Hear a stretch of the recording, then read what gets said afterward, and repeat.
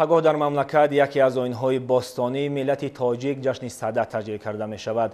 هرچند سنه اساسی تجلیل این جشن 30 ینور مقرر شده است، ولی در شهر و ناحیه‌های مملکت وابسته به اقلیم و طبیعت و دیگر خصوصیت‌های فرق کننده اشون این جشن در وقت‌های گوناگون تجلیل می‌گردد.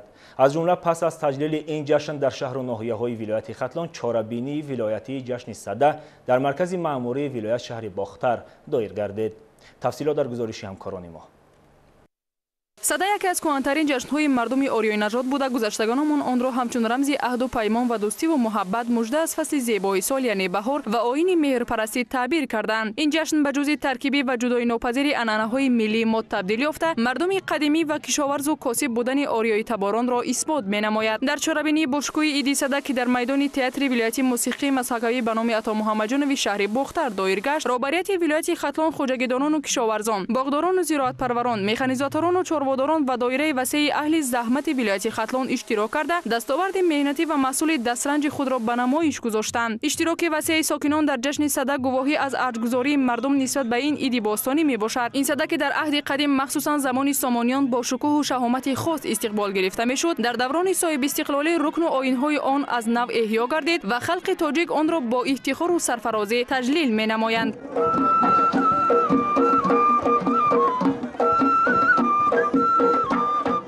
در اساس دستور و سفارش‌های پرزیدنت جمهوری تاجیکستان محترم امام علی رحمان دایر به افزایش دادن حجم استحصال میوه و صادرات آن به خارج مملکت، در خواجگی‌های باغپروری ولایت سالی سپری شده علاوه باغ و تاکزارهای نو بنیاد گردیده، حجم استحصالات نیز سال تا سال رو به افزایش دارد. از همه این میوه‌جات تر و تازه که به معرض دید گذاشته شده است، مسئول دست امساله دهقانان ختلانی بوده، در برابر بهگشتن طعمش صفتشان هم برای صادرات مطابق گردانیده شده است. در ناحیه یوغون امسال در میدان 8667 گکتار کشت دورنمای کشت گذرانده شد که از اون 67% دورنما را تشکیل می‌دهد. در هر یک گکتار از حاصل نوکی پیاز 300 سنتنر و کارتوشکا 270 سنتنری گرفتیم. مهنتکشان زحمتکش شهر کلوب سال 2021 رو چون دیگر مهنتکشان جمهوری با نتیجه‌های نظررس جنبست نموده، در اخر سال معلوم نمودیم که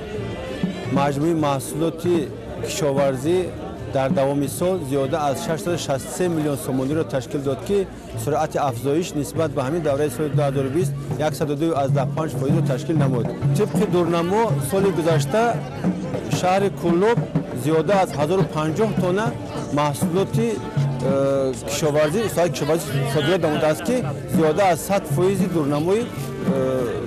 دورنما را تشکیل می‌دهد. واقعا جشن صده روزی ارجگذاری و عزت و احترام نهادن به نور و گرمی، رو آوردن به روشنی، رمز مهر و محبت و دوستی و رفاقت می باشد که از جانب مردم شرفمند تاجیک با رعایت تمام سنت و عنعنه‌های خاص اجرا می گردد. این زمان ما در شهر باختر قرار داریم و محصولات استحصال کرده خود را به معرض مردم گذاشته ایم. محصولات ما عبارت از محصولات گوشتی می باشد، دیگه پرنده.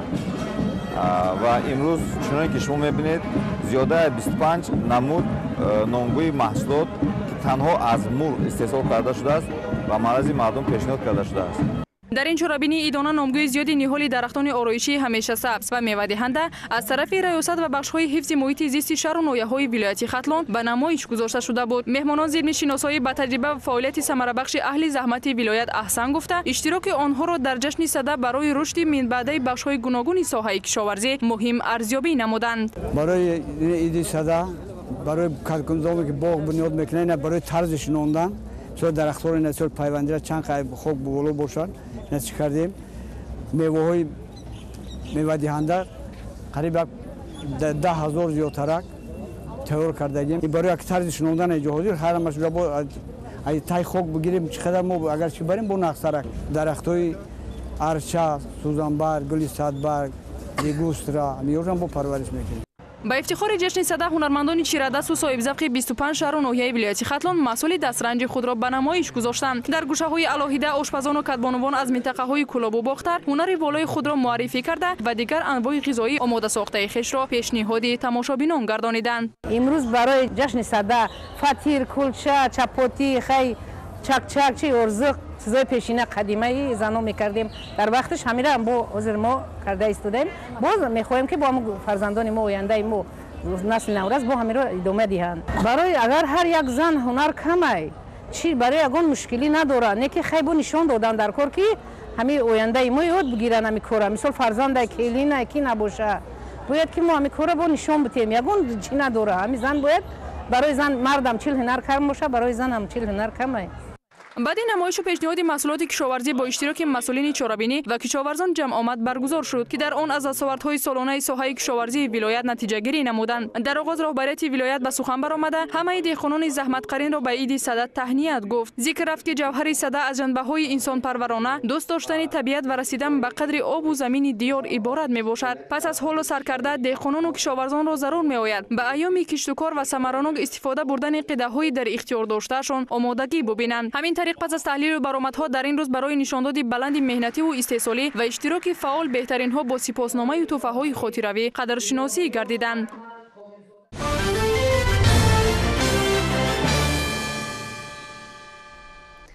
дар ноҳияи Данғара низ як рӯз қабл ҷашни садаро таҷлил намуданд. Ин санаи фархунда дар ин ноҳия мутобиқ ба расму оинҳои қадимӣ аз ҷумла афрӯхтани оташ ва ташкил кардани намоиши маҳсулоти кишоварзӣ таҷлил карда шуд. гузориши Салоҳиддин Неъматов аз ҷараёни ин ҷашнвора омода шудааст. ҷомеаи меҳнатии ноҳияи Данғара дар қатори дигар сокинони мамлакат ҷашни қадимаи садаро бо баргузор намудани намоишфурӯши маҳсулоти кишоварзӣ ва ниҳолҳои гуногуни мевадиҳанда, ороишӣ ва ҳамешасабз дар сатҳи баланди ташкилию фарҳангӣ таҷлил намуданд. дар чорабинӣ муовини раиси вилояти Хатлон Салимзода Амонулло ва раиси ноҳияи Данғара Раҳмон Исломиддин Хайриддин бо деҳқонон ва роҳбарони хоҷагиҳои деҳқонии ноҳия суҳбат ороста барои оғози киштукори имсола ба онҳо маслиҳатҳои муфид доданд. мавзеи баргузории ҷашни миллии сада ки бозори каёнуши ноҳия интихоб гардида буд, деҳқонон, роҳбарони хоҷагиҳои деҳқонӣ ва дигар сокинон маҳсулоти дастранҷихешро аз зумраи анвои гуногуни маҳсулоти кишоварзӣ ба намоишу фурӯш гузоштанд ки ин ҳам бошад аз самараи заҳмати марди деҳқон гувоҳӣ медод ва ҳамин аст ки деҳқонон тавассути истифодаи босамари замин ва рӯйнидани ҳосили фаровони гуногун дар таъмини фаровонии бозори истеъмолӣ ва дар маҷмӯъ дар таъмини амнияти ғизоии кишвар ҳиссаи муносиб доранд. мавизи хушконида шуда ва шарбатҳои аз меваҳо тайёр карда шуда яке бо аз маҳсулотҳои нонию қаннодӣ мо ба намоиш баровардем. сокинони ноҳияи Данғара ки аксаран дар соҳаи кишоварзӣ кору фаъолият менамоянд, бо дилгармии зиёд дар ҷашни сада ширкат намуда баҳри омодагии ҳамаҷонибаи худ барои оғози мавсими нави киштукор ибрози андеша мекарданд. ба ҳамин хотир техника ки ҳамчун мададгори марди деҳқон дониста мешавад, намунаи чанд аз ҷадидтарин техникаи соҳаро ба маъраз гузоштанд ки тавассути он сол аз сол фаъолияти худро босамар анҷом дода ба натиҷаҳои баланди меҳнатӣ ноил мегарданд. ва ин аз он далолат медиҳад ки кишоварзони ноҳия бо ба даст овардани фоидаи соф ҳамасола ба техникаҳои муосири соҳа дастрасӣ пайдо менамоянд. вобаста ба мавҷудияти чароғоҳҳои зиёд дар ҳудуди ноҳияи Данғара хоҷагидорону сокинон ба самти чорводорӣ низ таваҷҷӯҳи хоса зоҳир карда дар ин самт низ онҳо натиҷаҳои дилхоҳи меҳнатиро соҳиб мебошанд. дар гӯшаи дигари чорабинӣ имрӯза ки аз намоиши чорвои хушзуд иборат буд, дар он ҷо даҳҳо номгӯи чорвои калони шохдор ва майда ба маъраз гузошта шуда буд. тавре ки масъулон иттилоъ доданд, сол аз сол вобаста ба талаботи бозор нисбат ба маҳсулоти гӯштиву ширӣ, чорводорон талош менамоянд ки саршуморро зиёд намуда ҳаҷми истеҳсоли маҳсулотро низ афзун гардонанд. бо натиҷагирӣ аз рафти чорабинии ҷашни миллии сада дар ноҳияи Данғара, ҷиҳати фаъолияти пурсамар, роҳбарони хоҷагиҳо ва дигар шахсоне ки дар ин ҷашн фаъолона ширкат намуданд, бо сипосномаҳои мақомоти иҷроияи ҳокимияти давлатии ноҳия қадршиносӣ гардиданд. дар охири чорабинӣ аз ҷониби ҳунармандони шӯъбаи фарҳанги ноҳия барномаи ҷолиби консертӣ иборат аз суруду таронаҳои тараннумгари меҳру садоқат ба ватан манзури иштирокчиёни чорабинӣ гардонида шуд. Салоҳиддин Неъматов, Маҳмудҷони Зиёиддин барои барномаи иттилоотии Навид аз ноҳияи Данғара.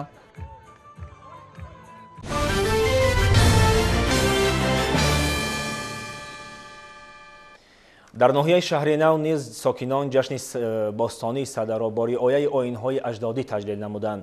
кишоварзон, кормандони ташкилоту муассисаҳо ва ҳунармандони деҳоти ноҳия дар ин тадбир намунаи дастовард ва самараи заҳмати хешро ба намоиш гузоштанд.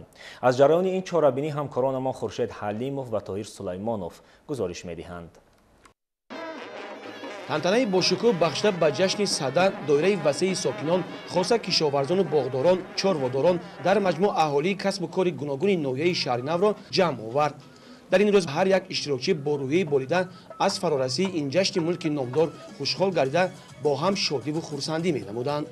در چاره‌بینی وابسته به پیدایش، وقت برگزاری و عنصرهای آن با تکیه به سرچشمه‌های تاریخی و ادبی ابراز اندیشه کرده شد. در مجموع این مراسم قدیمترین و نادرترین مردمی یعنی جشن صدد در ناحیه شهرنو به طور گسترده و با برگزاری نمایش محصول دسترنج مردم برگزار گردید. جشن صدد در دوران استقلالیت در قطار نوروز و مهرگان احیا گردید. همساله در سراسر جمهوری همچون عید ملی با شکوه خاصه تجلیل کرده می شود. صدد به مثل جشن مهرگان بیشتر علاقمندی دارد به شرایط اقلیم و کشاورزی. از این رو در این معرکه اساساً کشاورزان ناحیه دسترنج خویش را به معرض گذاشتن محصولات کشاورزی یعنی حاصل زراعت و باغ و تاگزار که با زحمت زیادی مرد دهقان به دست می آید از سرحاصلی و فراوانی محصولات در ناحیه شهرنو بشارت می دهد. خلاقای ملی، هنرهای دستی و دیگر رسم و عنعنه‌های سنتی که جشن صدد را افاده می‌کند در این معرکه به نمایش گذاشته شد. مردم ناحیه شهرنو چون دیگر ساکنان مملکت در روز تجلیل این جشن مردمی با افروختن گلخند و دایر نمودن مسابقه پریدن از بالای آن در حلقه یار و دوستان سرود و ترانه‌ها خوانده از به پایان رسیدن فصل سرما خوشنودی می‌کردند و هرچه زودتر رسیدن گرمی‌ها و نوروز را آرزو می‌نمودند.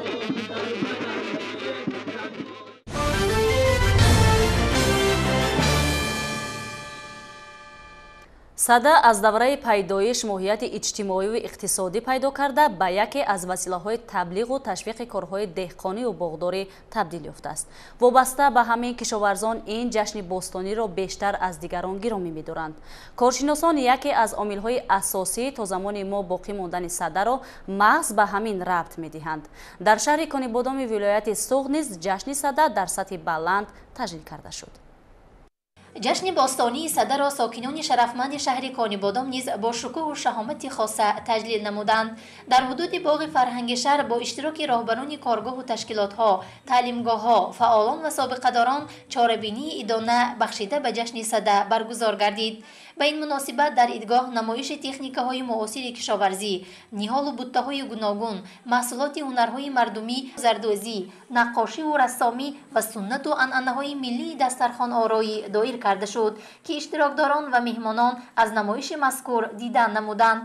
бояд деҳқонон барои кишту кори мавсими баҳорӣ омода истода тайёри худро бинанд. чӣ хеле ки омода намудани техникаҳои кишоварзӣ, захира намудани нуриҳо, тухмиҳои хушсифат, тайёр кардани заминҳо барои киштикори соли омода истода мебошад.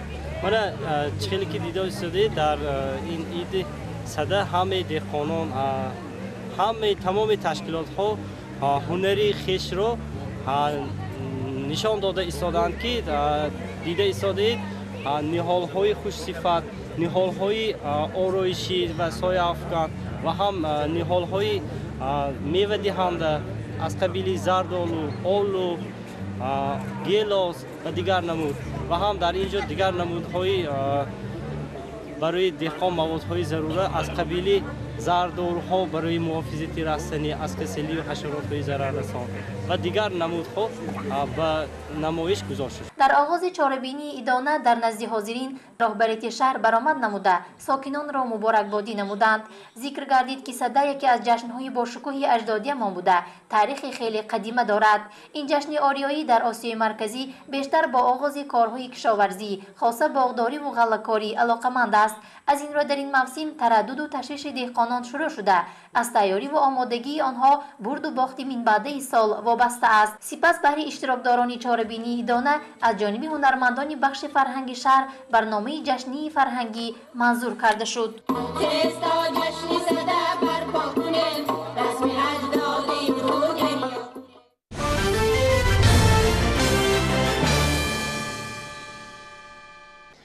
طبق معلومات агентии об ва ҳавошиносии тоҷикистон шуруъ аз дирӯз дар қаламрави ҷумҳурӣ ҳарорати ҳаво поён рафта бориши барфу борон ба амал омад. аз ҷумла дар баландкӯҳҳо барфи шадид дар назар дошта шудааст. ҳамчунин маълумот дода мешавад ки дар рӯзҳои баъдӣ дар баъзе ноҳияҳо туман мефарояд. ҷузъиёти бештари мавзӯъ дар матлаби хабарнигорони мо. аллакай моҳи дуюми фасли зимистон ҳам анҷом ёфта истодасту водинишинон оло ҳам сардии ҳавову барфи баландро кам дидаанд. аммо дар минтақаҳои баландкӯҳи тоҷикистон бо он шакл ки бояд дар зимистон барф борад боришоти ҳаворо дидаву сардиро ҳис карданд. обавошиносон аз ноустувории ҳаво ҳадс задаву боришоти барфу боронро дар ҷумҳурӣ пешгӯӣ мекунанд. оғози моҳи охири фасли дай бо худ паёмадҳои тағйирёбии ҳаворо дошта 1 феврал фаромадани тармаву туман дар минтақаҳои кӯҳӣ ноҳияҳои тобеи марказ ва ғарби вилояти мухтори кӯҳистони бадахшон тахмин карда мешавад. ин ҳолат ба гуфти обавошиносон ба вазъи роҳҳои минтақавиву байналмилалии ҳудуди ҷумҳурӣ ки асосан кӯҳҳову мавзеъҳои баландро убур менамоянд бетаъсир нахоҳад монд.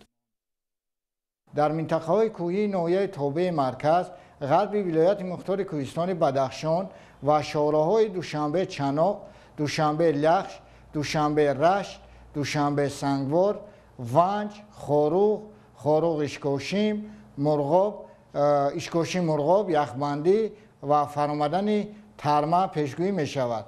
дар идомаи 4 рӯзи баъдӣ дар вилояти хатлону водиҳои ноҳияи тобеи марказ ҳаво бебориш хоҳад буд, аммо ҳарорат поёнтар меравад. аз 4 то 9 метр дар як сония вазиши шамол дар назар дошта шудааст ва ин раванд ба фаромадани тормеғ боис хоҳад шуд. хусусан 3 январ ва 1 феврал ҳарорат поёни сифр расида шомгоҳон аз 0 то 5 дараҷа сардии ҳаво пешгӯӣ мешавад. дар вилояти суғд бошад дар ин шабу рӯзҳо ҳарорати ҳаво аз меъёри иқлимӣ 1 дараҷа болотар буда дар водиҳо аз 3 то 5 дараҷа гармӣ пешгӯӣ гардид. дар моҳи феврал тибқи баҳогузории обҳавошиносон ҳаво тағйирёбанда буда дар баъзе аз ноҳияҳо дар доираи меъёри фасли сол ва дар бархе аз шаҳру ноҳияҳо аз ченаки иқлим 1 дараҷа баландтар ҳарорат хоҳад буд. моҳи феврал ҳарорати ҳаво тағйирёбанда буда дар вилояти хатлон ва водиҳои ноҳияи тобеи ҷумҳурӣ ҳарорати миёнаи моҳонаи ҳаво дар ноҳияҳои водии доманакӯҳӣ дар ҳудуди меъёр дар баъзе ноҳияҳо бошад аз меъёри иқлимӣ 1 дараҷа баланд пешгӯӣ шуда дар водиҳо 3-8 дараҷа гарм дар ноҳияҳои доманакӯҳӣ бошад аз 1 дараҷа хунук то 4 дараҷа гармро ташкил медиҳад. дар давоми моҳ тағйирёбии ҳарорати ҳаво дар назар дошта шуда дар ноҳияҳои водибуда шабона аз 0 то 5 дараҷа хунук, рӯзона бошад аз 3 то 8 дараҷа гарм ва дар баъзе минтақаҳо аз 12 то 17 дараҷа гарм пешбинӣ шудааст. асосан дар баландиҳои аз 1200 метр боло бориши бошиддати барф пешгӯӣ гардида 3 январи соли ҷорӣ фаромадани тормеғ дар роҳҳои кӯҳӣ дар назар аст. чунин вазъият ба фаромадани тармаву сангрезӣ дар минтақаҳои баландкӯҳ боис хоҳад шуд ки аз мусофирону ронандагон эҳтиёткориро тақозо менамояд. беҳтар аз ҳама безарурат ба сафар бояд набаромад, тавсия медиҳанд кормандони кумитаи ҳолатҳои фавқулода ва мудофиаи гражданӣ. ҷиҳати пешгирӣ намудани ҳодисаҳои нохуш вобаста ба боду ҳаво бори дигар кумитаи ҳолатҳои фавқулода ва мудофиаи гражданӣ назди ҳукумати ҷумҳурии тоҷикистон ба аҳолие ки дар доманакӯҳ ва кӯҳсор зиндагӣ мекунанд муроҷиат карда хоҳиш менамоянд ки дар ин рӯзҳо кӯшиш намоянд аз шарондаи чорвои худ дар чарогоҳҳои доманакӯҳӣ ва кӯҳӣ худдорӣ кунанд, барои ҷамъоварии ҳезум, баромадан ба шикор ва моҳидорӣ низ худдорӣ кунанд, чун боришоти шадид ва пастшавии ҳарорати ҳаво барои фаромадани худи ҳам тармаҳо сангрезиш ва аз ҳама муҳимаш яхбандиро ба пеш меорад. махсусан муроҷиат мекунем ба ронандагон, чун оморе ки дар ҳафтаи охир дар худи кумитаи ҳолатҳои фавқулода ҳаст нишон медиҳад ки мутаассифона дар шоҳроҳҳои кӯҳӣ садамаҳои нақлиётӣ ки оқибати он марг ҳаст ба қайд гирифта шудааст. хусусан аз ронандагоне ки дар масири душанбе хуҷанд, душанбе хоруғ, душанбе минтақаи рашт сарҳади қирғизистон дар рӯзҳои 31 январ ва 1 феврал нияти сафар кардан доранд тақозо карда мешавад ки аз ҳолати роҳҳо қабл аз сафар баромадан аз ниёдҳои дахлдор маълумот дастрас кунанд. вазъияти техникии нақлиётро аз назорати ҳамаҷониба гузаронида ҳаматарафа барои рафту омодагӣ бинанд. рақами ягонаи кумитаи ҳолатҳои фавқулода ва мудофиаи гражданӣ 112 ба таври ҳамешагӣ фаъол буда мутахассисон омоданд ки ба ниёзмандон кӯмак ва ё маълумоти заруриро расонанд. аммо набояд фаромӯш кард ки дар ҳама ҳолат ҳавову вазъияти ба амал омада ҳифзи солимии ҳар нафар пеш аз ҳама дар дасти худи уст. аз ин рӯ эҳтиёт бояд кард.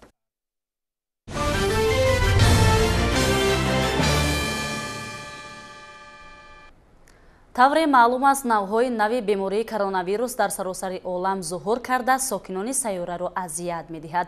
дар тоҷикистон аз нахустин рӯзҳои пайдоиши ин беморӣ ҳукумати мамлакат ситоди ҷумҳуриявӣ таъсис дода корҳои